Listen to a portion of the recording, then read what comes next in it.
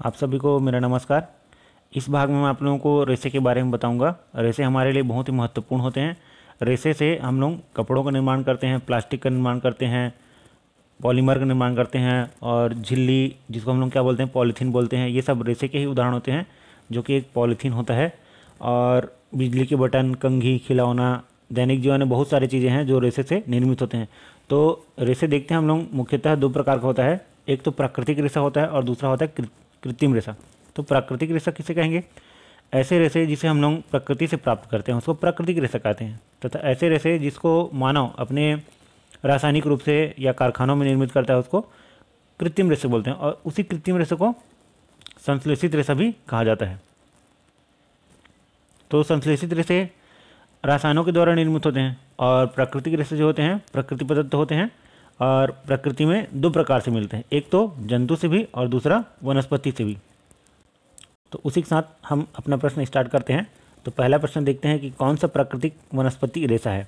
तो अभी हमने बताया कि प्राकृतिक रेसे में दो प्रकार से रेसे प्राप्त करते हैं, पहला तो वनस्पति रेसा और दूसरा जंतु रेसा। तो ऐसे रेसे जिसको हम लोग वनस्पतियों से प्राप्त करते हैं उसको वनस्पतिक रेसा कहते हैं।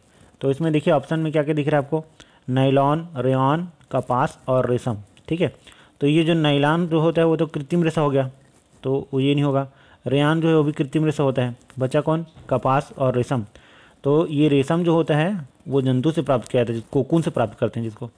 बचा कौन? कपास। तो कपास जो होता है प्राकृतिक वनस्पतिक रेशा है जिसको हम लोग पेड़ पौधे से प्राप्त करते हैं। कपास का पौधा होता है, उससे अपन रुई प्राप्त करते हैं। उसका देखते हैं कौन सा प्राकृतिक जंतु रेशा है। अब देखिए यहाँ पे पूछा जा रहा है कि जंतु रेशा कौन सा है, मतलब ऐसा रेशा जिसको हम लोग जंतु से प्राप्त करते हैं। ठीक है, किससे प्राप्त करते हैं? जंतु से। तो यहाँ पर देखिए क्या क्या है ऑप्शन में, कायर, कायर जो होता है नारियल से प्राप्त करते हैं। जूट पटसन से प्राप्त करते हैं। कोपोक, सेमल, ठीक है, सेमल के पौधे से प्राप्त किया जाता है, याद रखिएगा। कोपोक कभी कभी पूछा जाता है कि कोपोक किससे प्राप्त किया जाता है, तो वो सेमल से प्राप्त किया जाता है। ठीक है, तो ये तीनों तो वनस्पतिक रेशे हो गए। बचा कौन? पश्मीना। तो ये जो पश्मीना ऊन जो होता है वो जंतु से प्राप्त किया जाता है, बहुत ही उच्चतम किस्म का ऊन होता है पश्मीना ऊन। अगला देखते हैं कौन से रासायनिक तत्वों में रासायनिक रेशे प्राप्त किए जाते हैं, मतलब ऐसे तत्व जिनसे हम रासायनिक रेशे प्राप्त किया करते हैं। तो देखते हैं ऐसे तत्व जिनसे हम रासायनिक रूप से रेशे प्राप्त कर सकते हैं। तो उसका उत्तर हो जाएगा कार्बन, हाइड्रोजन और ऑक्सीजन। साथ में इसका साथ रहता है सेलुलोज। ठीक है, याद रखिएगा सेलुलोज। सेलुलोज और कार्बन, हाइड्रोजन, ऑक्सीजन, इन सब को मिलाकर रासायनिक रेशे प्राप्त किए जाते हैं। और रासायनिक रेशे कौन कौन से हैं? पॉलीमर जितने भी आपके रेयॉन, डेक्रान, डर्बन, ये सब रासायनिक रेशे कहलाते हैं। अगला प्रश्न देखते हैं कायर किससे प्राप्त किया जाता है। इससे पहले प्रश्न में हमें बता दिया है कि कायर किससे प्राप्त किया जाता है। कायर जो होता है नारियल से प्राप्त किया जाता है। ठीक है, सेमल से कोपोक, कपास से सूत, पटसन से जूट। ठीक है, ये सब प्राप्त किया जाता है, याद रखना है आपको। सेमल से कोपोक, कपास से सूत और पटसन से जूट या बोरा प्राप्त किया जाता है। ठीक है, ऐसे रेशे जो मानव द्वारा रासायनिक रूप से बनाए जाते हैं। तो ऐसे रेशे जो मानव द्वारा निर्मित होगा उसको बोलेंगे हम लोग संश्लेषित रेशे। कपास तो पौधे से प्राप्त किया जाएगा, जूट भी पौधे से प्राप्त किया जाता है, ऊन जंतु से प्राप्त किया जाता है। तो बचा कौन? संश्लेषित रेशे, है ना। तो संश्लेषित रेशे जो होते हैं रासायनिक रूप से प्राप्त किए जाते हैं।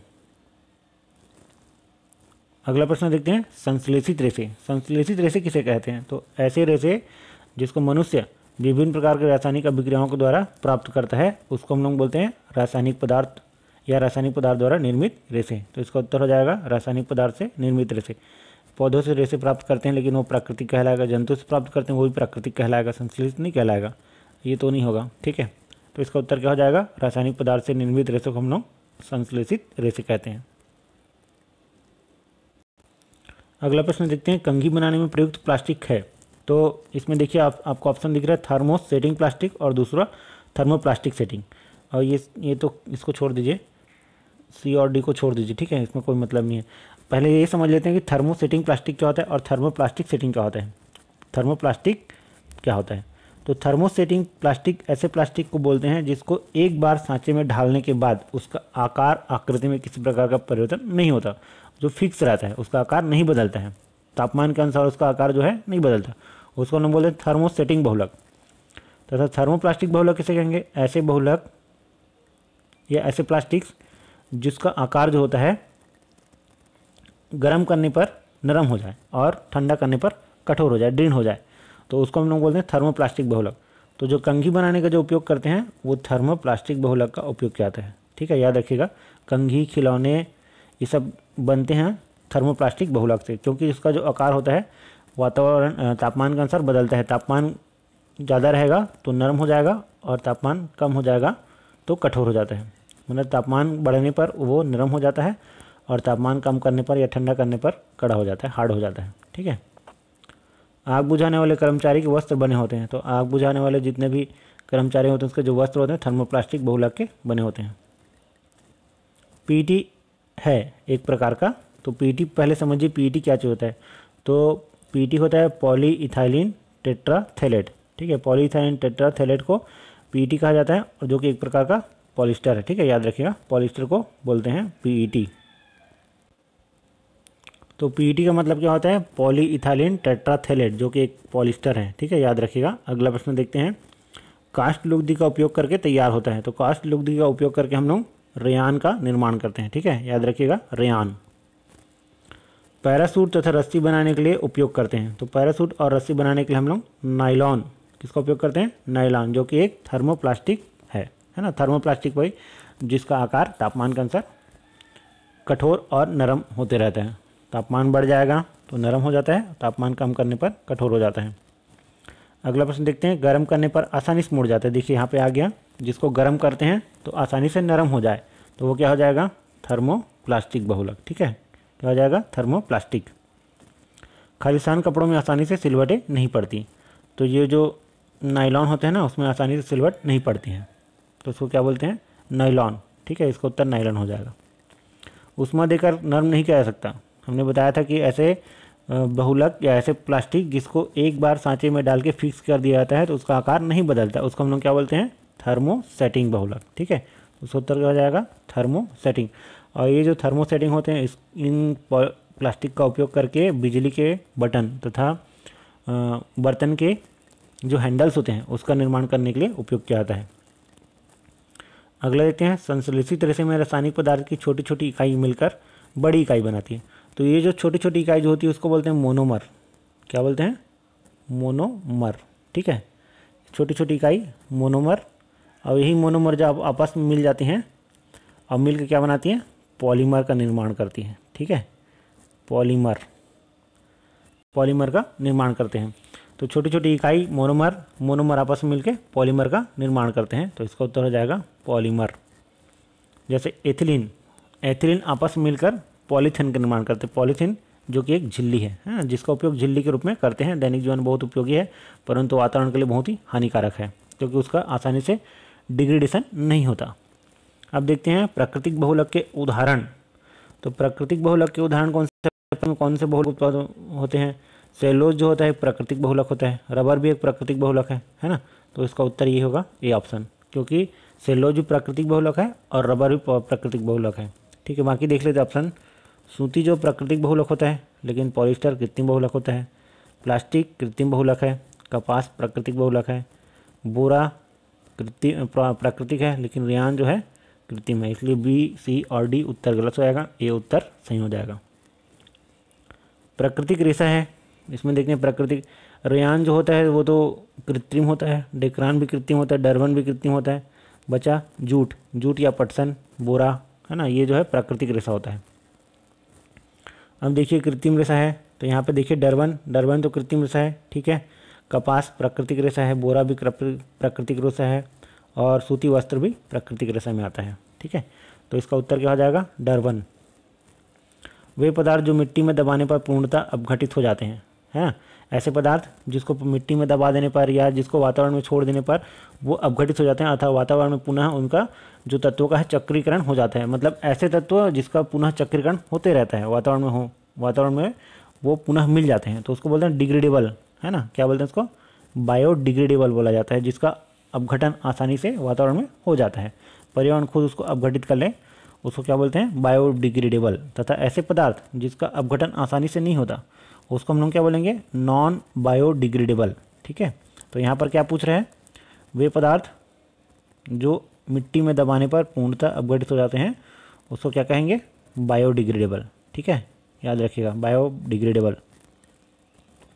अगला क्वेश्चन है, वे पदार्थ जो कूड़े के ढेर में अपघटित नहीं होते। देखिए यहाँ पर आ गया कि वे पदार्थ जो आसानी से अपघटित नहीं होते, तो अब आसानी से अपघटित नहीं होने वाले पदार्थ को हम लोग क्या बोलेंगे, नॉन बायोडिग्रेडेबल। तो नॉन बायोडिग्रेडेबल में आपका आएगा प्लास्टिक, पॉलीमर।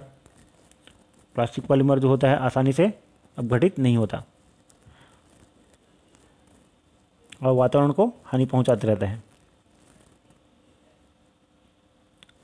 अगला प्रश्न देखते हैं, इनमें से किस पदार्थ का पुनः चक्रण और उपयोग किया जा सकता है।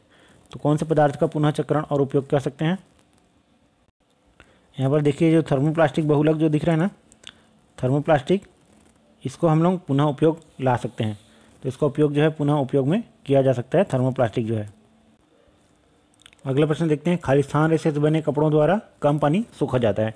ये जो प्राकृतिक रेशे होते हैं वो आसानी से कपड़े जो होते हैं सोख लेते हैं पानी को, लेकिन जल्दी से सूखते नहीं है। लेकिन जो कृत्रिम रेशे होते हैं वो पानी कम सोखते हैं और जल्दी से सूख जाते हैं। तो ये हो जाएगा उसका उत्तर, कृत्रिम रेशे। ठीक है, तो प्रश्न क्या पूछ रहा है, रेशे जो बने, खालिस्तान रेशे से बने कपड़े द्वारा पानी कम सूखा जाता है। तो क्या हो जाएगा, कृत्रिम रेशे से जो बने होते हैं वो कम सोखते हैं पानी। ठीक है, आसानी से सूख जाते हैं। अगला प्रश्न देखते हैं, कृत्रिम रेशे गर्म करने पर खालिस्तान हो जाते हैं। तो कृत्रिम रेशे जो होते हैं गर्म करने पर पिघल जाते हैं। ठीक है, इसलिए इसका उपयोग अच्छे से किया जाता है तथा इसका उपयोग जो है रसोई घर में नहीं करते, क्योंकि वो गर्म होकर पिघल जाते हैं और पिघल कर जो मानव शरीर होता है उस पर चिपक जाते हैं। ठीक है, थर्मोप्लास्टिक का उपयोग क्या होता है, इससे पहले बताया कि हम लोग थर्मोप्लास्टिक जो होता है उसको उपयोग खिलौने और कंघी बनाने में करते हैं। तो इसका उत्तर क्या हो जाएगा, सी ऑप्शन, खिलौने और कंघी बनाने में। उसका देखते हैं, थर्मोसेटिंग प्लास्टिक के उदाहरण हैं। ठीक है, थर्मोसेटिंग क्या होता है, जिसको एक बार सांचे में डालने के बाद फिक्स कर दिया जाता है और उसका जो आकार है वो तापमान बढ़ाने पर या तापमान कम करने पर बदलता नहीं है। तो उसका उपयोग हम लोग बेकेलाइट है ना और मेलामाइन, ये बेकेलाइट बर्तन बनाने का काम आता है, बर्तन के हैंडल जो होते हैं उसके बने होते हैं। ठीक है, बेकेलाइट और मेलामाइन बनाने के काम में आते हैं, या उसका उदाहरण है। नायलॉन रेशे से निर्मित होता है। तो नायलॉन से पैराशूट की रस्सी और रस्सी बनाने में करते हैं। ठीक है, इसका उत्तर क्या हो जाएगा, पैराशूट और रस्सी। छोटी छोटी इकाई मिलकर एक बड़ी इकाई निर्माण करते हैं, जिसको क्या बोलते हैं, बहुलक। मोनोमर मिलकर पॉलीमर का निर्माण करते हैं। रसोई घर में काम करते समय हमें कौन से कपड़े नहीं पहनने चाहिए। देखिए यहाँ पे आ गया, रसोई घर में काम करते समय हमें कृत्रिम या संश्लेषित रेशे से बने हुए कपड़ों का उपयोग नहीं करना चाहिए, क्योंकि वो गर्म होकर शरीर पे चिपक जाते हैं जल्दी से। इसलिए वे पदार्थ जिनके कारण पर्यावरण प्रदूषित हो रहे हैं, ऐसे पदार्थ जो नॉन बायोडिग्रेडेबल होते हैं, अर्थात जिसका अपघटन आसानी से नहीं होते, वो प्रकृति को हानि पहुंचाते हैं, है ना। तो इसका उत्तर क्या हो जाएगा, प्लास्टिक। ठीक है, ये नॉन बायोडिग्रेडेबल में आते हैं और ये हमारे पर्यावरण को प्रदूषित करते हैं, क्योंकि आसानी से डिग्रेडेबल नहीं होते।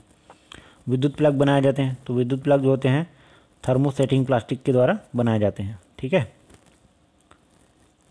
पश्मीना किस जंतु का प्रजाति है। पश्मीना से ऊन प्राप्त किया जाता है और जो कि एक बकरी से प्राप्त किया जाता है, बकरी के द्वारा पश्मीना प्राप्त किया जाता है। बहुत ही उच्चतम किस्म का ऊन होता है वो। ठीक है, यदि ये हमारा वीडियो आप लोगों को पसंद आया हो तो प्लीज़ लाइक कीजिए और शेयर कीजिए। चैनल हमारे को जिन्होंने सब्सक्राइब नहीं किया हो प्लीज़ चैनल को सब्सक्राइब कीजिए। वीडियो देखने के लिए आप लोगों का धन्यवाद।